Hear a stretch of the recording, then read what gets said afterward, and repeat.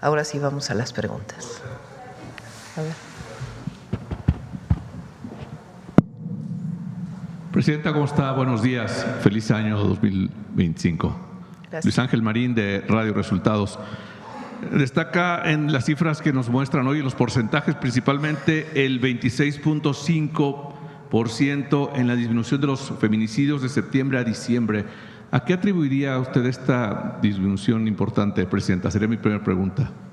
Hay una estrategia que se venía desarrollando desde el gobierno anterior y ahora con la Secretaría de las Mujeres. Citlali y su secretaria ha estado muy en contacto con gobernadores, con gobernadoras, para implementar la estrategia que fue aprobada a partir de las modificaciones jurídicas. En la Constitución hoy está el derecho de las mujeres a una vida libre de violencia y de ahí se derivan una serie de modificaciones a las leyes secundarias y se está trabajando en coordinación con todos los estados de la República. Muchas gracias, Presidenta. Pues, prácticamente el feminicidio es un tema social que se dan las parejas y se estará reforzando todavía más esta conciencia.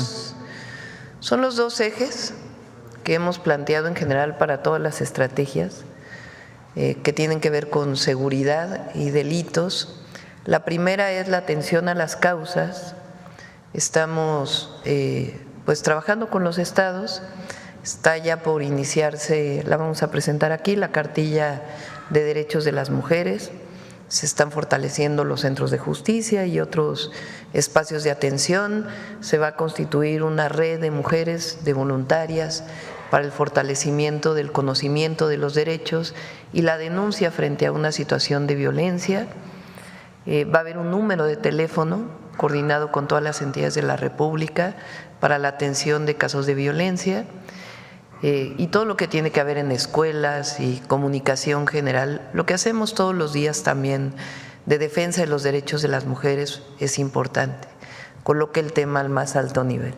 Y por otro lado, la cero impunidad, que ningún feminicida quede libre después de haber cometido este delito, obviamente con todo el debido proceso que tenga que llevarse.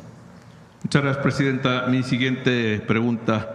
Ayer la permanente declaró constitucional la ley que prohíbe el uso de vapeadores y el tema de fentanilo. Para el tema de vapeadores, al estar prohibida su venta, ¿cómo se va a hacer alguna estrategia de seguridad para evitar el mercado negro y todo ese tipo de causas que podrían Es generarse? también tiene que adaptarse todavía a las leyes secundarias y tenemos que trabajar con las entidades de la República para poder pues generar todos los procesos de inspección que eviten que se venda de manera ilegal. Gracias, Presidenta. Y bueno, mi última pregunta. 2025, además de la elección judicial, 1 de junio, ese mismo día habrá elecciones en Durango y Veracruz. ¿Estará haciéndose alguna estrategia para blindar estas elecciones locales?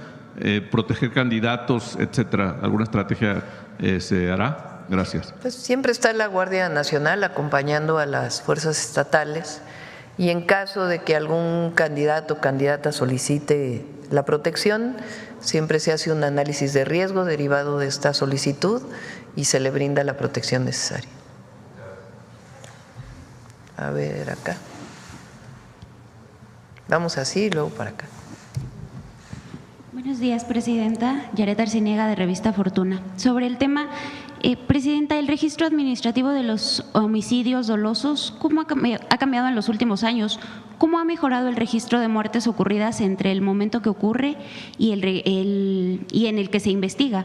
¿Se ha mejorado la comunicación entre la Fiscalía General de la República y las entidades que reportan los registros administrativos al INEGI? ¿Y cómo se han actualizado los protocolos de criterios de clasificación, Presidenta? Muchas gracias.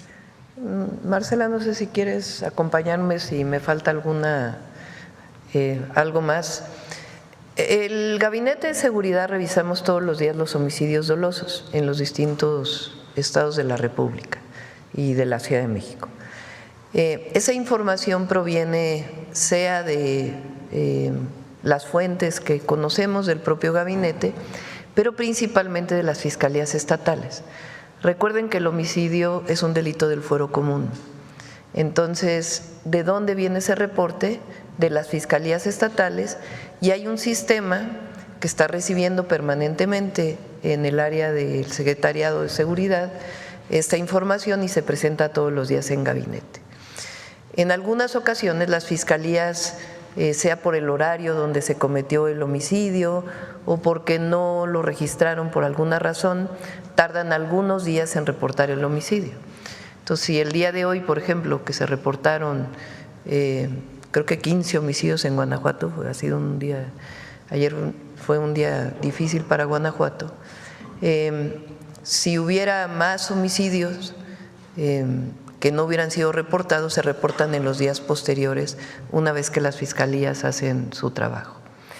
Entonces así vamos incorporando la información y ahora vamos a cambiar la ley del Sistema Nacional de Seguridad para fortalecer las bases de datos que permitan pues generar acciones de seguridad a partir de la información que se tiene y evitar estos retrasos que se presentan, y también los otros delitos, porque no siempre tenemos delitos, por ejemplo, de robo de vehículo, no hay la diferencia entre si es con violencia o sin violencia, es decir, vamos a fortalecer la ley para la obligatoriedad de presentación de esta información. El INEGI, cuando más o menos un año después estará reportando los homicidios a finales de 2025 más o menos, ¿verdad? Estará reportando los homicidios dolosos de acuerdo con su metodología. Ellos se van directamente a las actas de defunción, además de la información de las fiscalías. Por eso tiene pues todo este tiempo que se incorpora. No sé si quieres comentar algo más. ¿Cómo recibes la información diaria? Gracias. Como lo explicaba la presidenta, todos los días recibimos la información y por eso a veces cuando les damos la información insistimos en que son datos preliminares, porque es esto que explicaba la doctora Sheinbaum. Por cuestiones de horario en que se cometió el homicidio, pues a veces no se reportan a tiempo, o incluso si hay duda de que sea un homicidio, puede ser ese el caso.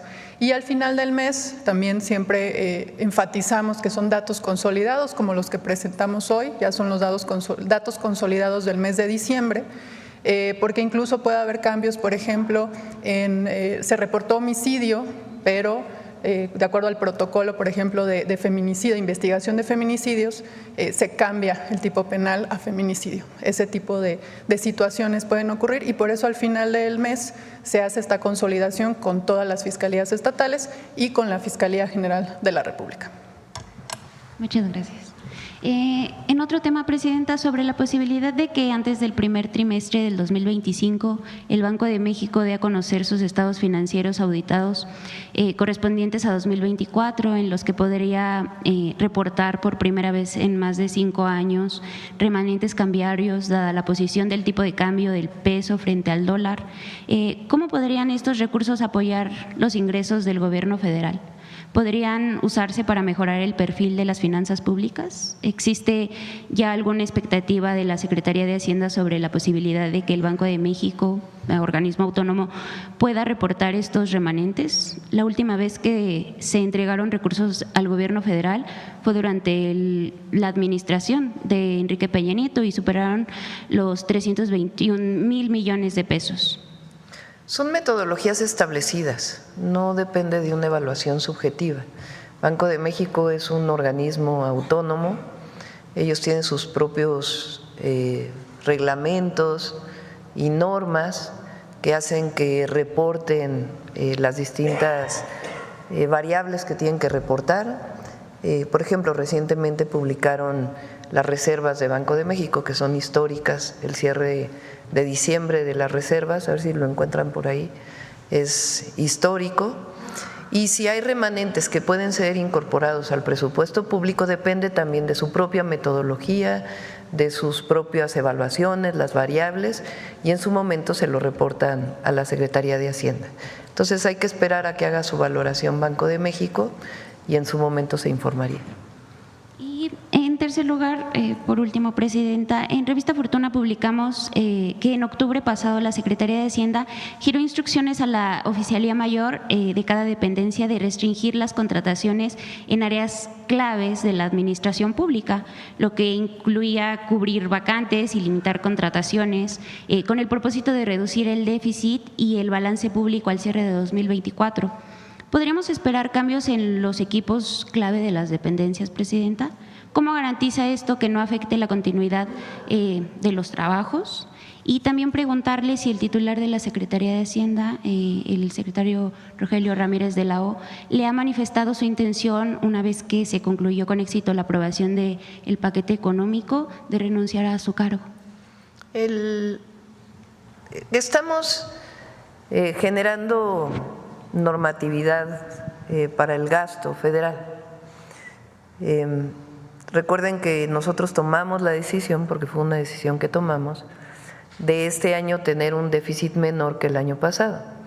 El año pasado el déficit fue de casi 5.9% del PIB, por definición del presidente López Obrador, aunque mantuvo un déficit controlado hasta, digamos, menor que ese, no controlado no es la mejor palabra, menor que ese hasta 2023, él tomó la decisión en 2024 de terminar prácticamente todas las obras de infraestructura para no dejarnos a nosotros obras inconclusas.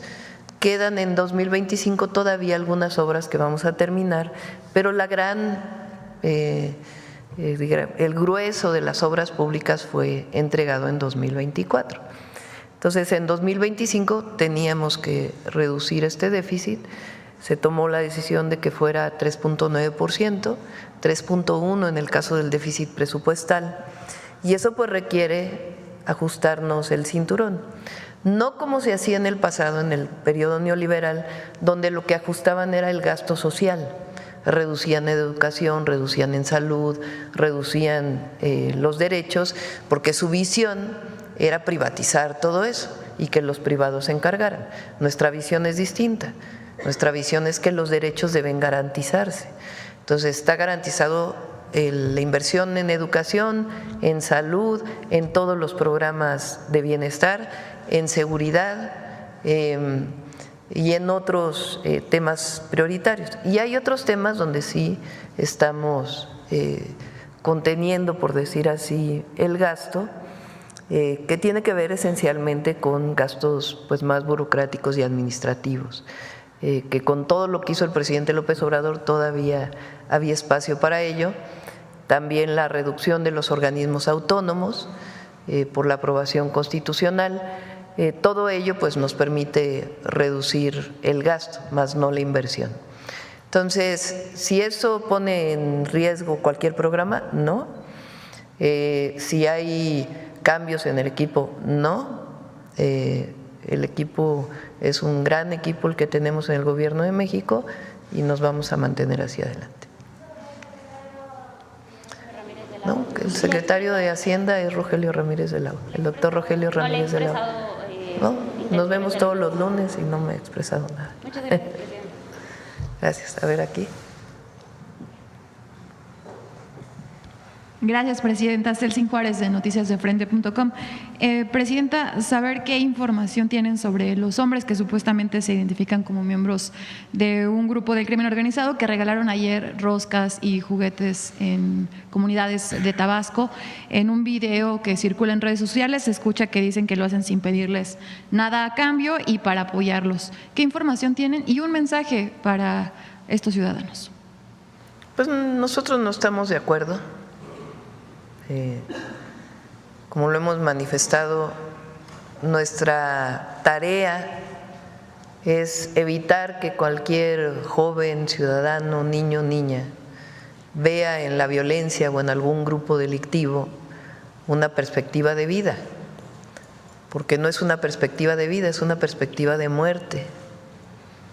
Entonces nos corresponde evitar y hacer toda la atención a las causas para que no haya una apología de la violencia. Nosotros construimos paz. Entonces, no estamos de acuerdo con estas acciones y obviamente el Gabinete de Seguridad trabaja y hace la inteligencia e investigación que tenga que hacer. Gracias, presidenta. Mi segunda pregunta, desde sexenios anteriores, panistas y priistas, y también desde la administración pasada, la empresa ICA, que hoy dirige Guadalupe Phillips, como sabe, pues ha sido una de las principales constructoras en obras claves del gobierno federal. Y bueno, aunque ha recibido miles de millones de pesos por colaboraciones, según se ha publicado en diversos medios de circulación, a la fecha debe más de 112 millones de pesos a 4 de sus proveedores mexicanos, pues los cuales debido al tamaño han tenido que recurrir ya a despidos de trabajadores, a préstamos y a endeudarse para sobrepasar la situación, pues no, la cual ya es insostenible. Ante esto mi pregunta sería, Fonatur, Comunicaciones y Transportes o incluso Sedena, que fueron las que contrataron a ICA y presuntamente pues tendrían adeudos con esta, ¿podrían tomar cartas en el asunto para que pues cientos de trabajadores mantengan sus fuentes de ingreso? Sí. Primero es importante decir que hay contratos que sustentan en su momento licitaciones o contrataciones que sustentan la contratación a esta empresa, porque decir así recibió miles de millones de pesos, pues sí, a partir de obras públicas que están debidamente auditadas. Entonces eso es lo primero. Segundo, no tengo conocimiento de que tengan adeudos. Si corresponden a adeudos del gobierno, se van a saldar. Se cerró bastante bien el 2024 en términos de adeudos y lo que queda, por ejemplo, adeudos a Pemex o adeudos a otras empresas contratadas por el gobierno, tienen que saldarse. Puede ser a veces, porque hay un procedimiento largo para poder pagar una estimación de obra, eso es importante que se conozca. Cuando una empresa contratista hace una obra, para poder cobrar lo que corresponde que hizo, que viene después de la obra que realizó, pues hay estimaciones, a veces son paquetes muy grandes que describen claramente qué obra se hizo, hay supervisión de que esta obra se llevó a cabo. Entonces, a lo mejor hay estimaciones pendientes que no se han pagado, se tendrían que pagar y seguramente no conozco que tenga adeudos, pero si tiene adeudos, pues estoy segura que los van a saldar. ¿Sería posible que pudiéramos pasar la información y que Fonatur, sí, por supuesto, Transportes se pongan ya en contacto con estos proveedores? Y ya en mi última pregunta, presidenta, ayer el gobernador del estado de San Luis Potosí, Ricardo Gallardo, declaró ante medios de comunicación que su gobierno ya prepara una serie de denuncias contra medios y periodistas que han criticado y que han difundido pues los aumentos en diversos impuestos aprobados por el Congreso local el pasado mes de diciembre, pues a petición del Poder Ejecutivo que representa él y bueno, pues tiene muy enojados a los ciudadanos potosinos. El impuesto que ha causado más controversia es bueno, tiene que ver con un impuesto denominado control vehicular. No es como tal la tenencia, porque bueno, allí en San Luis no hay pago de tenencia, pero bueno, este aumento ha provocado un malestar entre los ciudadanos, porque bueno, ahora de 1,300 que pagaban, van a pagar 2,240. Ayer al gobernador se le cuestionó, él lo niega, pero bueno, está en la Gaceta Parlamentaria este aumento. 3 preguntas sobre este tema. Uno, ¿qué opina de estas denuncias que dice el gobernador? ¿Cómo dices que el gobernador dijo que iba a denunciar a quién? A los medios de comunicación y periodistas que habían informado sobre este aumento, del cual dice que no existe. Pero bueno, ya los ciudadanos están enterados, está en la Gaceta, pero él niega este aumento. Primero, esta denuncia a los periodistas y medios de comunicación. Pues no estoy de acuerdo. En el caso de la libertad de expresión, prohibido prohibir. Claro. Y la segunda, un mensaje a los potosinos que ahora pues están preocupados, ¿no?, por este aumento que para sus bolsillos pues sí significa. No conozco el tema, la verdad no quisiera yo opinar sobre un tema que no tengo información. Nos informamos y con gusto si quieren posteriormente les damos la opinión. Gracias, presidente. Y ya por ahora, así como hay que defender la libertad de expresión, también hay que hablar de de la responsabilidad de los medios de la veracidad de la información. Claro. Cada uno, las libertades conllevan responsabilidades. Sí. Y la responsabilidad de los medios, pues es informar verazmente. En este caso, pues hay que ver exactamente qué es lo que el gobernador dice que no es cierto y ustedes o algún medio dice que sí. Pero hay responsabilidad de los medios de informar verazmente y también de las autoridades, pues de no censurar y permitir que haya debate y libertad de expresión. Claro, Presidenta, gracias. Y ya por último, un mensaje a los colegas que ahora pues están preocupados por estas denuncias que ayer ya lo dijo abiertamente el gobernador que iba a presentar.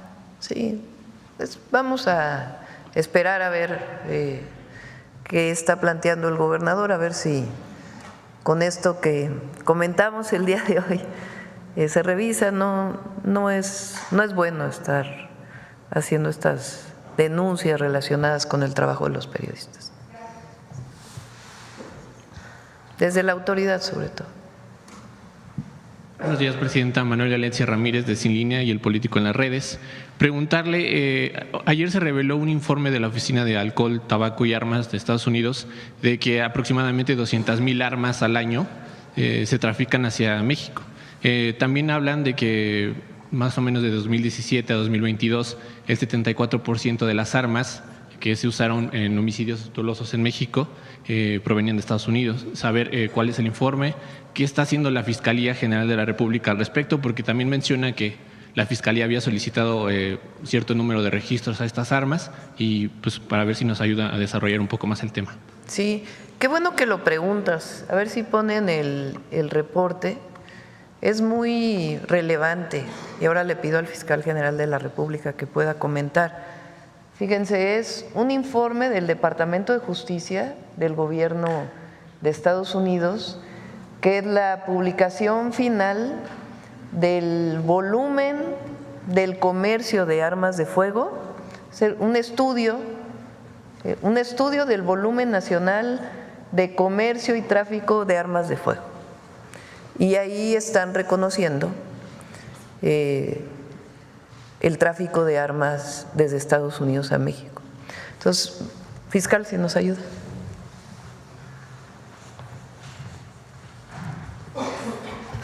A ver, lo que usted señala es algo realmente muy importante porque es el informe del Departamento de Justicia de los Estados Unidos. Es un informe oficial. Esto no se había dado en mucho tiempo.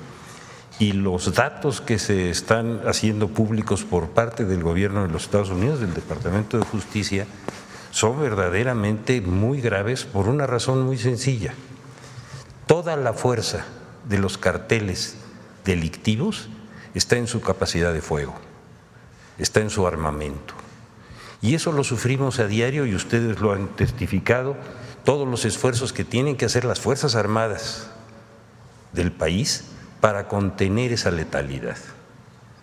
En ese sentido ha habido toda una política por parte del Gobierno de México para impedir la entrada del armamento de alto riesgo y de alta letalidad que nosotros siempre habíamos establecido y así se iniciaron procedimientos legales en Estados Unidos sobre estos armamentos.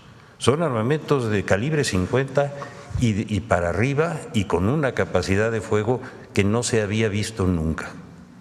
En este momento, oficialmente, el gobierno de los Estados Unidos reconoce que el 74% de esas armas letales, que son las que nos están causando un daño fundamental al país, vienen de los Estados Unidos. Esto es un informe oficial, es un informe que nos está ratificando todo lo que ha sufrido México por culpa de esta abundancia de armamento de alto nivel, que ha sido una de nuestras luchas fundamentales.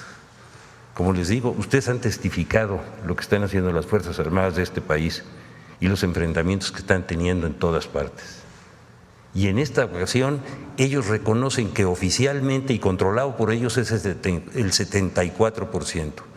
¿Cuánto hay además de eso de cifra negra?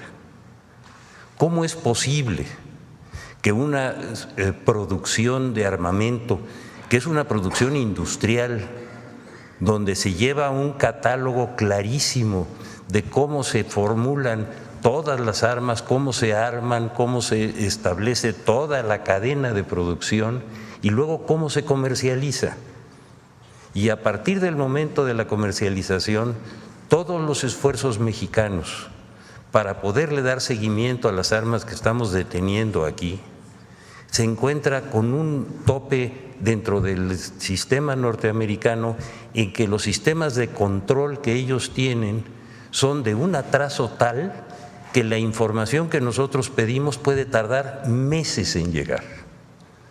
Es decir, es toda una especie de conspiración para que se puedan penetrar en México esa cantidad de armamento. Esto es un asunto realmente muy, muy grave, ¿eh?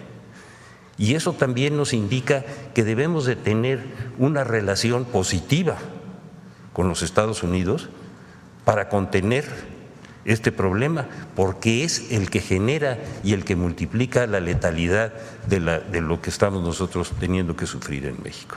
No sé si esté claro. Sí, exactamente. Bueno, y preguntarle respecto a este tema, el informe mencionaba que se habían solicitado rastreo de 55,000 armas más o menos de parte de la Fiscalía. No sé qué acciones se van a tomar para fortalecer esta… Déjeme usted explicarle. Cada vez que un arma es asegurada por alguna autoridad, tanto local como federal, tienen obligación de darnos toda la información, entregarnos el arma. Nosotros hacemos un registro de los números, las armas tienen una serie de numeraciones internas y de inmediato pasamos esa información al gobierno de los Estados Unidos. Y no se nos olvide lo que pasó con Rápido y Furioso, que es un asunto que todavía no se acaba de resolver. Y esa información de inmediato la da a conocer el gobierno de México al gobierno de los Estados Unidos para que se le dé un seguimiento interno desde su producción hasta su comercialización. Los resultados que hemos tenido de ninguna manera son satisfactorios y por eso es esa cantidad de armas. No sé si esté claro. Y en ese sentido, Presidenta, ¿habrá un esfuerzo mayúsculo de la Cancillería mexicana para darles seguimiento y profundizar en las demandas que están en tribunales de Estados Unidos para frenar este tráfico de armas? El presidente López Obrador con el presidente Biden tuvieron y sus gabinetes varias reuniones de alto nivel donde se tocaron diversos temas relacionados con varios sectores y en particular con el tema de seguridad. México siempre puso sobre la mesa y también la denuncia que hizo en su momento el hoy secretario de Economía y canciller en su momento a empresas productoras de armadoras, empresas productoras de armas por la entrada de estas armas a México. Entonces, nuestro objetivo es… el presidente Biden termina el 20 de enero y cuando entre el presidente Trump, nuestro objetivo es seguir teniendo estas reuniones, porque así como a ellos les preocupa la entrada de estupefacientes a los Estados Unidos desde territorio mexicano, a nosotros nos preocupa y nos ocupa el tema de la entrada de armas de los Estados Unidos a México, porque como hemos dicho, el problema del consumo, sin decir que en México no hay, pero una buena parte del consumo está en Estados Unidos. Y la violencia, la pérdida de vidas está en México, también allá, pero aquí también. Esto es muy relevante porque reconoce el Departamento de Justicia esto. Esta es una traducción de esa parte. Ustedes pueden encontrar en la red el informe del Departamento de Justicia de los Estados Unidos. Y ellos ya están reconociendo lo que aquí decimos desde hace mucho tiempo cuando se incautan armas.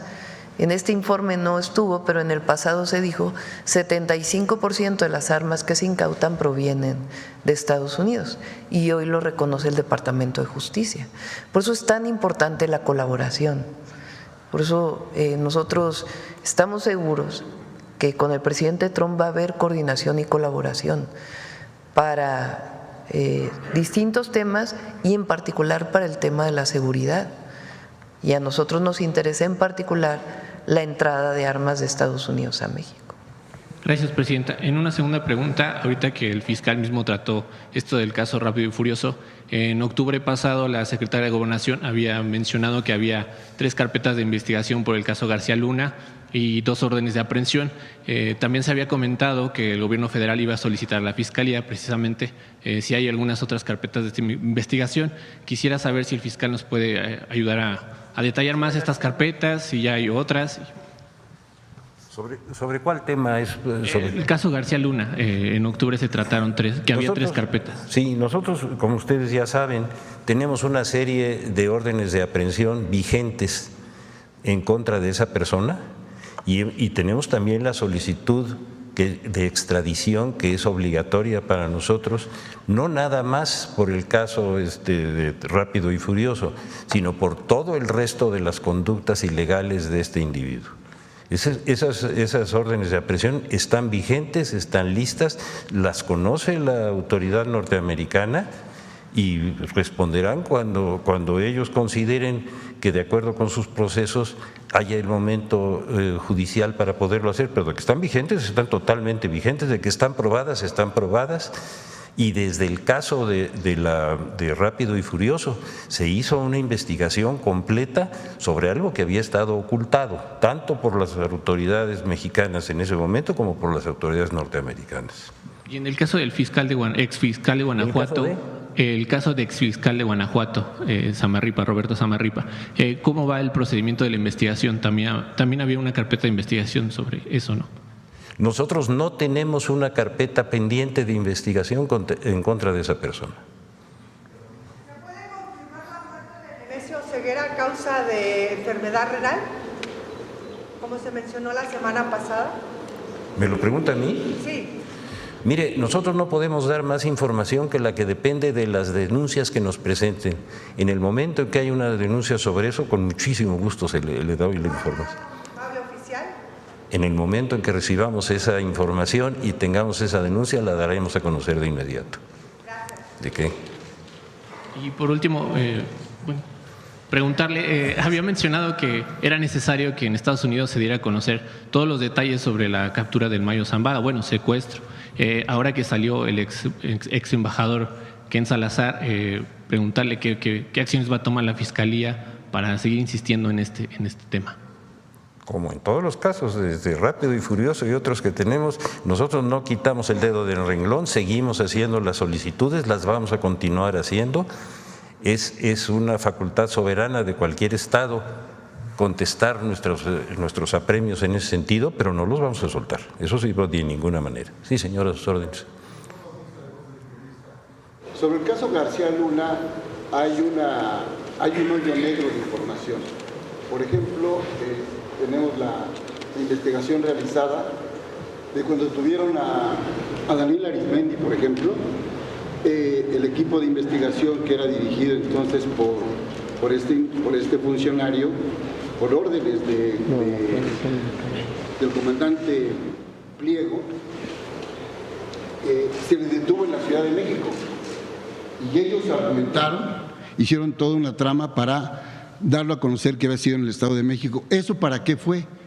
Pues para que no se le diera el triunfo de la justicia, en este caso, a la Ciudad de México cuando estaba gobernada por el ingeniero Cuauhtémoc Cárdenas. Entonces ahí hay un sesgo ya en esa información que nosotros tenemos que así fue en términos periodísticos. Pero hay otro caso más importante. García Luna, por información que tenemos, también operó de 2 maneras.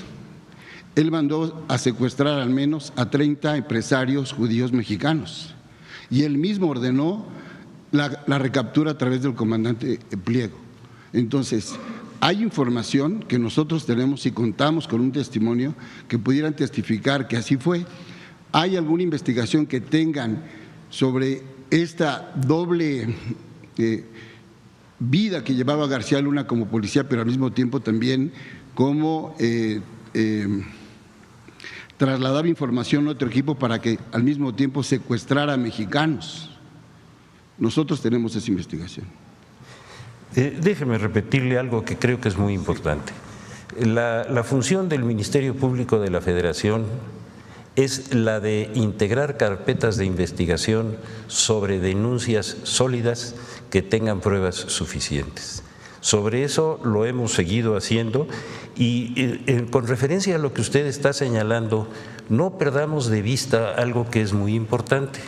Hace ya algunos años, el periódico The New York Times sacó uno de en sus aspectos fundamentales editoriales del periódico, uno de los elogios más profusos sobre la persona de este individuo. No se nos olvide eso, ¿eh? Es decir, fue un caso y tenemos todos los elementos y cualquiera de ustedes que quiera obtener la copia de toda esa publicación que hizo el New York Times está a su disposición en el área de comunicación de la Fiscalía. Y después de eso, nunca ha habido por parte de ese diario un análisis sobre lo que dijeron y sobre lo que después ha ocurrido con esa persona frente a la justicia de los Estados Unidos. Por eso la información que viene de esos diarios, y como dijo la señora presidenta con toda razón, es decir, la libertad absoluta de decir la verdad, pero también la responsabilidad absoluta de decir la verdad y de no ocultarla. Y en este caso eso es paradigmático, no se había visto nunca. Nunca se le había dado una publicidad de ese tamaño y nunca se había ocultado de esa manera. A sus órdenes. Presidenta, ya para terminar, bueno, no sé si van. Ahorita. Sí, termine, por favor. Es pregunta para la presidenta. Entonces. Sí, señora, a sus órdenes. ¿Alguien más para el fiscal? ¿Tenía usted algo más? ¿Para el fiscal? Sí, adelante. Solo hacer una aclaración, no le veo sentido, creo que coincidimos aquí varios compañeros, como usted lo menciona, que compartan el número de las armas que pasan a México, a Estados Unidos, y no hay pues ni una colaboración, no hay una respuesta. Ustedes tienen que confirmar con la información que se hace pública, como bien lo menciona. Y en ese sentido, presidenta, ¿usted qué opina usted? Pues que tiene que tiene toda la información en sus manos y es interesante saber su opinión. Gracias. ¿Mi opinión sobre qué? Que es inútil compartir los números de las armas que cruzan a México a Estados Unidos. De México a Estados Unidos prácticamente no hay, de Estados Unidos a México. Lo relevante de este comunicado del Departamento de Justicia, porque no tengo yo conocimiento que hubiera habido otro reporte como estos, un reporte público donde el Departamento de Justicia de Estados Unidos reconoce el tráfico de armas de Estados Unidos a México y que las armas incautadas en México representan alrededor del 74% que proviene de Estados Unidos. Es muy relevante esto, muy relevante, porque ya no es que México le dice a Estados Unidos necesitamos parar la entrada de armas de Estados Unidos a México, sino que ya el propio Departamento de Justicia reconoce esta información. Entonces nos da elementos a nosotros también para que en el momento que nos sentemos con el gobierno de Estados Unidos, digamos, ya hay un sustento en el Departamento de Justicia que asevera lo que hemos estado diciendo y por lo tanto debemos de colaborar, de cooperar para que en las fronteras, en las aduanas, pues pueda evitarse el tráfico de armas de Estados Unidos a México y de nuestra parte de lo que ellos solicitan en general, que tiene que ver con los estupefacientes. A ver, ahora de este lado, vamos acá. Buenos días, Presidenta. Norma Ramírez, de Milet, México. Presidenta, retomando el tema de los hoteles en Chichén Itzá y teniendo en cuenta que la CEGOP ya lo está revisando a petición suya. Gracias, Presidenta. ¿Qué acciones puede tomar su gobierno para garantizar la seguridad pública en Yucatán? Recientemente se remitió una carpeta de investigación contra un juez a la Fiscalía General de la República por delitos contra la administración de Justicia en este asunto, pero parece que al fiscal del Estado, Juan Manuel León, no le importa, porque aun cuando varias resoluciones le ordenan devolver los hoteles a su dueño, estos siguen invadidos por hombres armados. Mi pregunta es, pues, ¿qué acciones puede tomar su gobierno para garantizar la seguridad pública en el estado de Yucatán? Yucatán, bueno, es de los estados con mayor seguridad. Este delito que tú mencionaste desde el otro día, pues hay que establecer relación con el gobernador de Yucatán, con Joaquín Díaz Mena, para ver de qué manera, aunque las fiscalías son autónomas, pues se puede colaborar y coordinar para poder determinar esto que estás denunciando. Gracias, presidente. Adelante. Gracias. Buenos días, doctora. Buenos días. Eduardo Ortega, del periódico El Financiero. Yo le quiero preguntar en torno a las cifras que se presentaron hoy o que se han presentado en estas conferencias en materia de seguridad. Me llama la atención que hay un delito que en particular no baja, que al contrario va a la alza, que es el de la extorsión. En este caso se marca que es del 16.8% el aumento. Entonces, a mí me gustaría preguntarle por qué es que este delito no se reduce, y si en estos primeros 100 días de su gobierno, si usted está considerando pues modificar su estrategia de seguridad para reducir en particular este delito. La extorsión tiene, digamos, varios problemas, ¿no? Uno de ellos es que se denuncia poco, por temor del denunciante. Aún así, de las denuncias que tenemos, de octubre a diciembre hay una disminución. No sé si quieran poner la presentación de el anterior. Este es de 2019 a 2024. Hay un aumento del 16.8%. Y después, en los 100 días de gobierno, hay una disminución del 10.6%. De todas maneras, repito, es difícil valorar este aumento, disminuciones, porque es un delito que por temor la gente no denuncia. Está ya en el 19 constitucional la extorsión como delito grave, por decirlo en palabras sencillas, que significa que tiene prisión preventiva oficiosa. En el Gabinete de Seguridad estamos desarrollando primero una serie de ajustes a las leyes secundarias, incluida la Ley de Procedimientos Penales, justamente para que las personas puedan denunciar sin necesidad de que sea directamente a la Fiscalía. Pueden denunciar a un número que se va a instalar.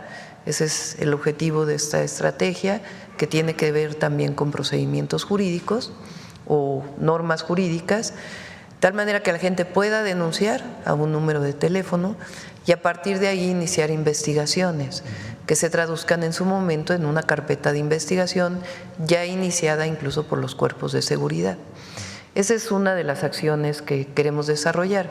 Y hay otras que tienen que ver también con lo que está alrededor de la extorsión, que también queremos considerar delito, que permita pues disminuir, que la gente se sienta segura de denunciar y al mismo tiempo pues que podamos atacar pues este delito que genera pues mucha incertidumbre, temor en la población. Pero sí estamos trabajando para que esta modificación al 19 constitucional se traduzca en una estrategia y modificaciones a leyes secundarias. Ok, gracias. Por otra parte, me gustaría ligarlo. Ustedes habían anunciado que van a enviar, o va a haber 20 iniciativas de reforma para este año que va usted a impulsar. Entre ellas, sí ya se menciona que va a ser la reforma electoral. Entonces, me gustaría preguntarle cuáles serían las directrices o los temas más importantes que usted impulsaría en esta reforma. Para febrero solamente vamos a enviar la no reelección y en contra del nepotismo. En el caso de la no reelección estamos planteando que a partir del 2030 ya no haya reelección en ninguno de los cargos de elección popular. Y en el caso del nepotismo lo que estamos planteando es que también en caso de elecciones no pueda dejarse un familiar inmediato como candidato de cualquier partido político, de quien gobierna, sea presidente, gobernador o presidente municipal. Esencialmente estamos hablando del Ejecutivo principalmente, aunque puede también plantearse para el Legislativo, ¿no? Pero nosotros hablamos principalmente del Ejecutivo. Vamos a enviar esas dos. Posteriormente necesitamos sentarnos y analizar una nueva reforma electoral que tenga como objetivos, uno, disminuir los costos de las elecciones sin poner en riesgo su transparencia y su legalidad y legitimidad. Segundo, la disminución del financiamiento a los partidos políticos. Tercero, generar un esquema en donde las minorías puedan tener representación sin las listas plurinominales. No estamos de acuerdo con las listas plurinominales. Nosotros creemos que así como hay en varios estados, y por eso hay que analizarlo, puede ser a partir de cómo se establece en el Senado de la República sin las listas plurinominales, es decir, que queden los dos de mayoría y después quede la primera minoría, pero que todos los que pretenden acceder a un puesto de legislativo tengan la obligación de ir a campaña, que tengan la relación con la gente, con el pueblo. Ese es nuestro objetivo, digamos, los tres elementos que consideraría más importantes en la reforma electoral que plantearíamos en su momento. Todavía no tenemos fecha y ahí sí vale la pena hacer mesas, debate, para poder pues, recoger la información y poder tener pues, una reforma electoral acorde con la democracia en nuestro país. ¿Y en este paquete de reformas quedaría completamente descartada una reforma fiscal? Por lo menos en este año no la presentamos en el 24 y nosotros vamos a ver la recaudación. Yo pusimos una meta muy alta de recaudación este año porque tenemos la certeza de que vamos a llegar a esa meta, inclusive probablemente la superemos con diversas acciones que estamos tomando, que tiene que ver con seguir facilitando el pago de impuestos y de derechos y al mismo tiempo combatiendo la evasión y cualquier forma de no pago de impuestos y la corrupción que todavía quede en algunas zonas del gobierno. Claro.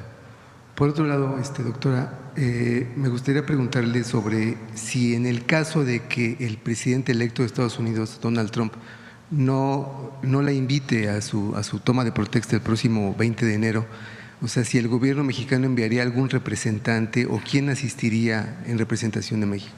A ver, si ustedes ven, digamos, momentos anteriores de las tomas de protesta de los presidentes de Estados Unidos, no siempre invitan a jefes de Estado.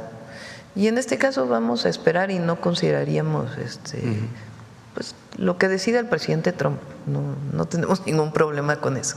Hasta ahora que hemos recibido una invitación en la Embajada de México en Estados Unidos, al embajador.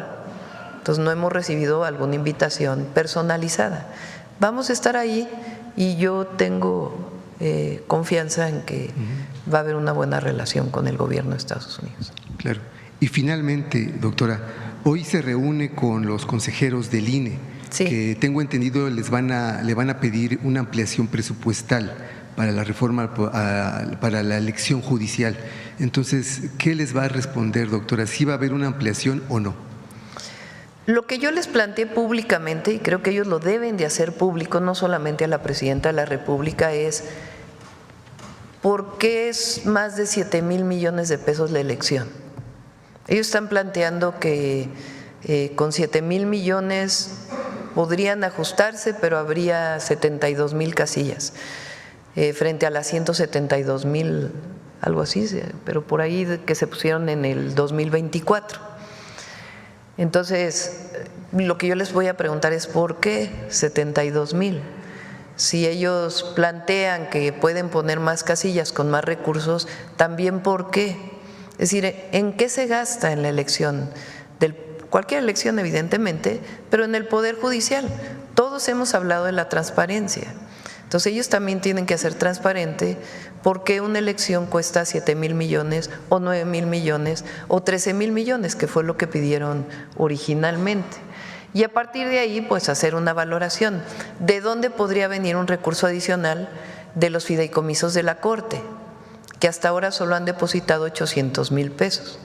Me preguntaron el otro día, 800 millones de pesos, perdón, 800 millones de pesos. Me preguntaron el otro día que por qué no se estaba depositando en Nafinsa, si era un problema de Nafinsa o porque ahí están los fideicomisos o era un problema de la Corte.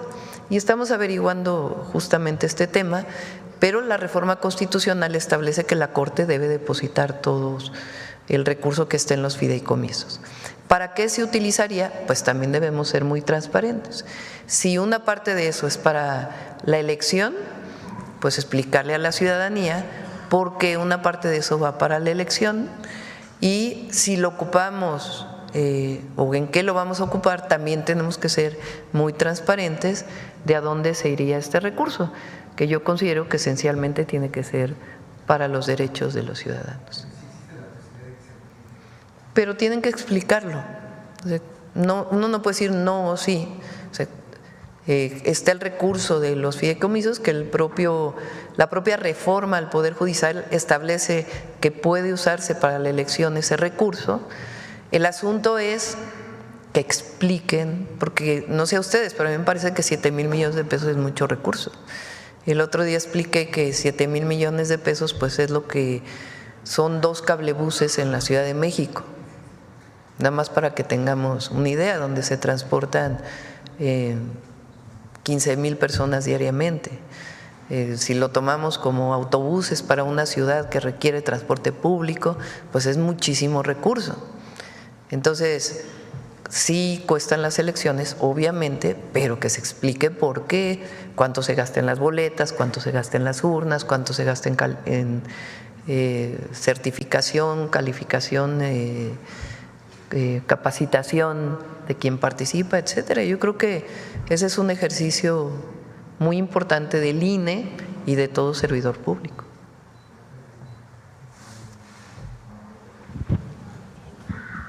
Muy buenos días, Liliana Piña de tiempo.com.mx y puentelibre.mx en Ciudad Juárez.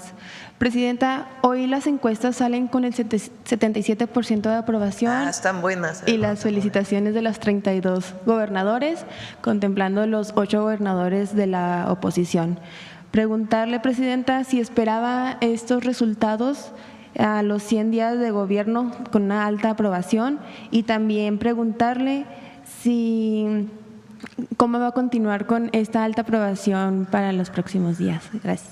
Pues primero agradecer al pueblo de México por este reconocimiento. Uno ante todo tiene que ser agradecida con A. Y segundo, estar cerca del pueblo y no traicionar ni los principios, cumplir con lo que nos comprometimos y trabajar en cuerpo y alma por el pueblo de México.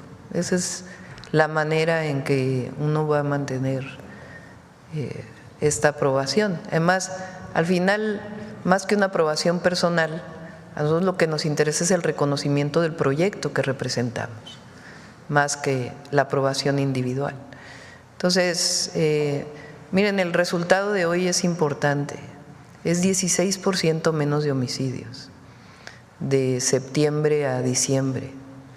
Es un trabajo que a veces no es, digamos, visible en todos los días, pero es un gran trabajo del Gabinete de Seguridad.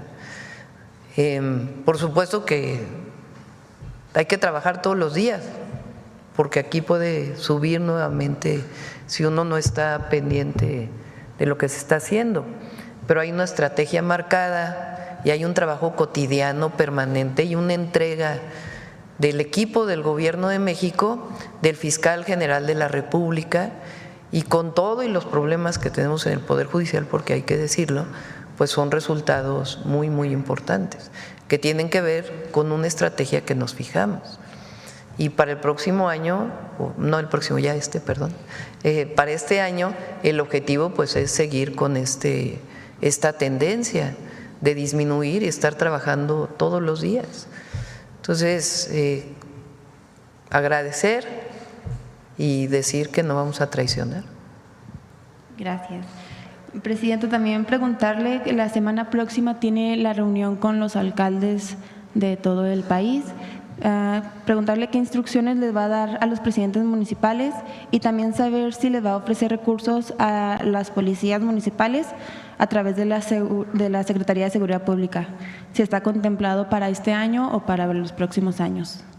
Instrucciones no les doy porque ellos son electos, son elegidos por el pueblo, entonces son autónomos, está en la Constitución, entonces yo no doy instrucciones ni a los gobernadores ni a los presidentes o presidentas municipales, sino buscamos la coordinación, la colaboración y el convencimiento. Entonces, a las y los presidentes municipales queremos plantearles tres cuestiones. Una, que se aprobó en el presupuesto de egresos de la Federación, que este año el FAIS o el FAIS, este Fondo de Aportaciones para la Infraestructura Social, tiene una parte destinada a los pueblos originarios, porque el segundo constitucional establece que tienen que tener un presupuesto. Entonces, este FAIS ahora va a destinar alrededor de 13,000 millones de pesos o 12,000 y pico millones de pesos para entregárselos directo a las comunidades indígenas y afromexicanas. Es un presupuesto pequeño, porque estamos hablando pues como de 13,000 comunidades, pero por primera vez el presupuesto de egresos de la Federación reconoce a las comunidades como sujetos de derechos, a los pueblos indígenas, como establece la Constitución. Entonces queremos platicarle a los presidentes municipales, presidentas, gobernadores y gobernadoras cómo pensamos que se lleve a cabo esto, porque finalmente es en los territorios que ellos gobiernan también. Entonces ese es un tema. El segundo tema, que ya hemos avanzado con alrededor de 400 municipios, es que queremos juntar los recursos municipales, estatales y federales para las obras de agua y saneamiento, para que el municipio no vaya por un lado, el estado por otro y la federación por otro. Si juntamos los recursos, por más pequeños que sean, pues es mejor en un programa o un plan maestro que le llamamos por municipio para acceso al agua potable para los próximos 3 años. Ese es el segundo planteamiento que les queremos hacer. Y el tercero tiene que ver con estas acciones de atención a las causas y en particular platicarles de los senderos que en su momento llamamos senderos para mujeres libres y seguras, que iniciaron en Iztapalapa y en la Ciudad de México, en toda la Ciudad de México, y ahora queremos llamarles senderos de paz. Entonces queremos platicarles cómo con muy poco recurso se puede mejorar un espacio público y eso se traduce en bienestar de la población y también en disminución de delitos. Entonces esos son los 3 temas que vamos a tratar el próximo 16 con ellos. Muchas gracias. Y ya para concluir, Presidenta, un tema un poco viral que se ha hecho en las redes sociales, lo trajo a relucir, otra vez a relucir, un influencer conocido como Luisito Comunica, es un creador de contenido mexicano, el cual expuso un presunto abuso de tarifas en Acapulco, el cual dijo que un trayecto de 20 minutos le costó 2,000 pesos. El hecho generó pues polémica y trajo a relucir otra vez el tema de las tarifas de taxis, el cual, Cancún, perdón, si me corrijo, Cancún, Luisito, no sé qué se llama. El cual también dicen que pues no dejan pasar a los Ubers a los aeropuertos, saber qué está sucediendo en estos lugares, cómo va la situación y cómo se va a resolver, también si usted está enterado de dicho tema. Sí, hay tarifas estatales y tarifas federales, dependiendo de la placa, si son autotransporte público federal o transporte público de un estado.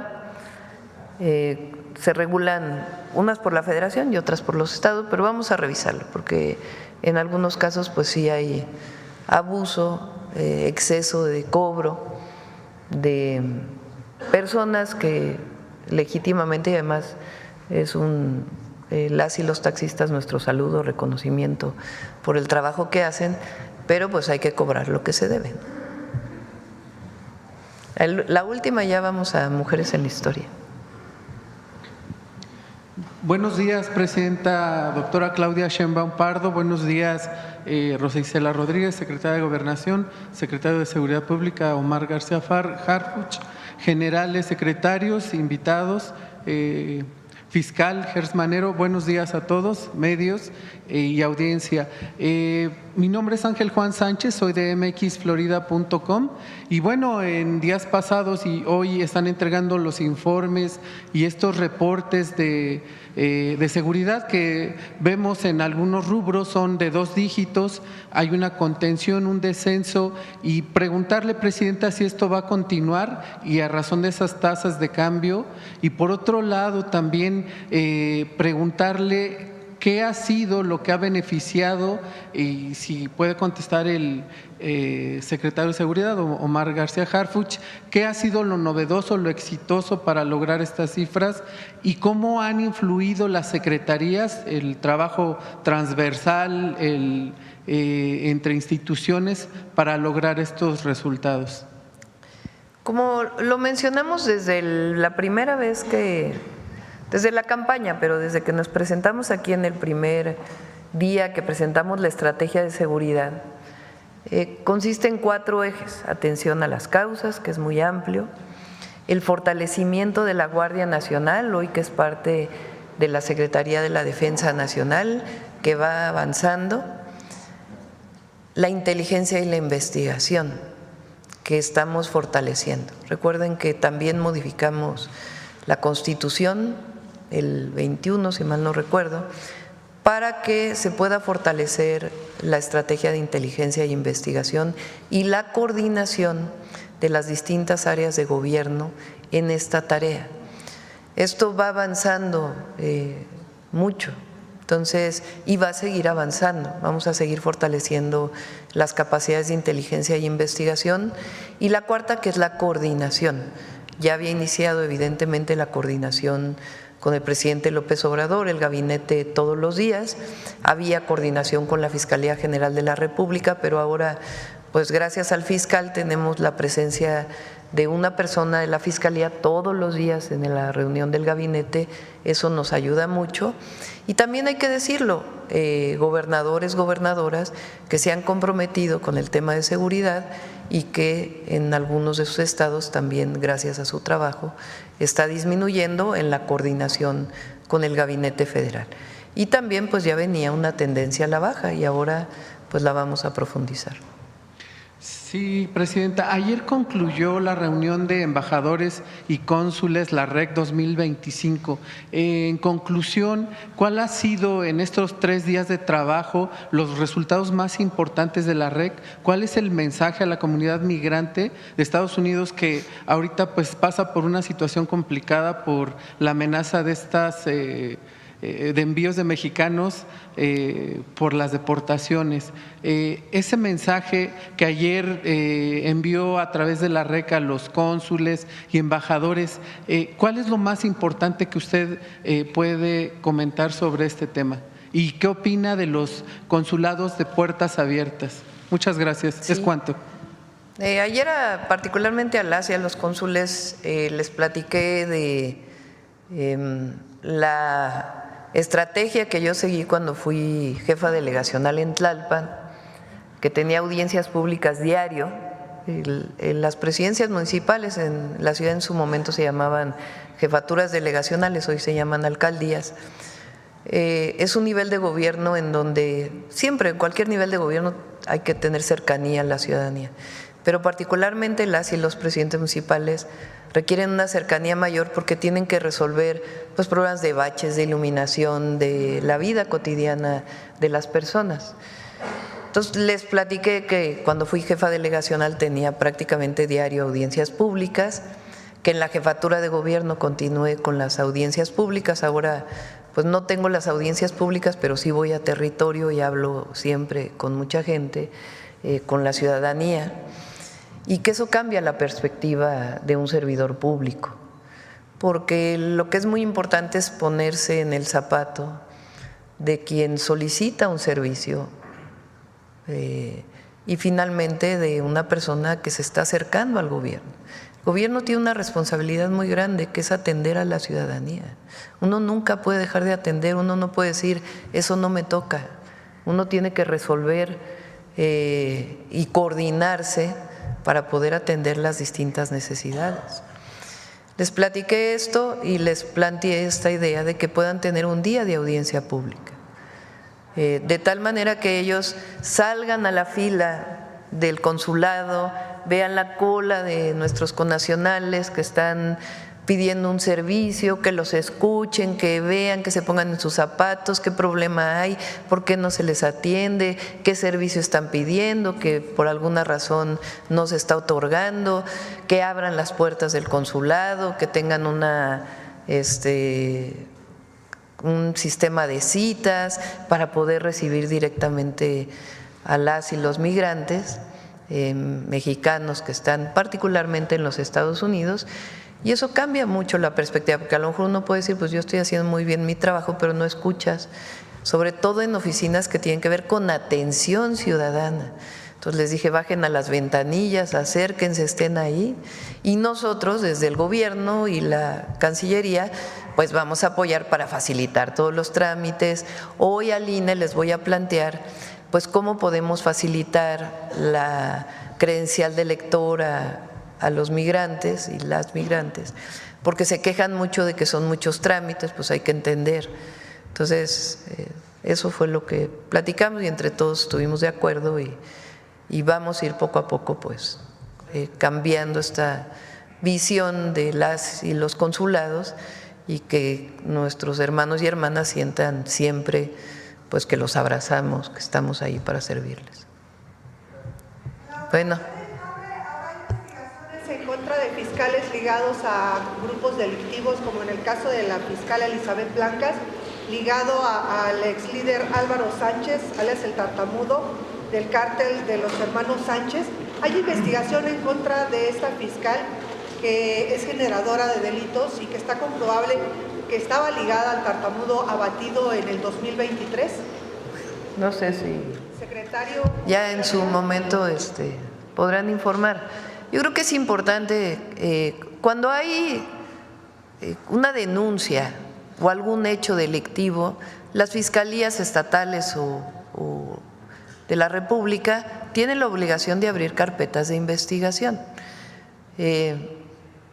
Entonces, como bien explicaba el fiscal, una carpeta de investigación pues se puede abrir, pero para poder presentar ante un juez pues tiene que tener suficientes pruebas, ¿no? Entonces, y hay testigos en donde señalan directamente a la fiscal Elizabeth Gómez Blancas y la Fiscalía General del Estado de México, como su jefe, el fiscal regional en el Estado de México, encubre a esta fiscal. En esos casos, ¿qué se hace? ¿Se podría entrar al tema de la operación Enjambre?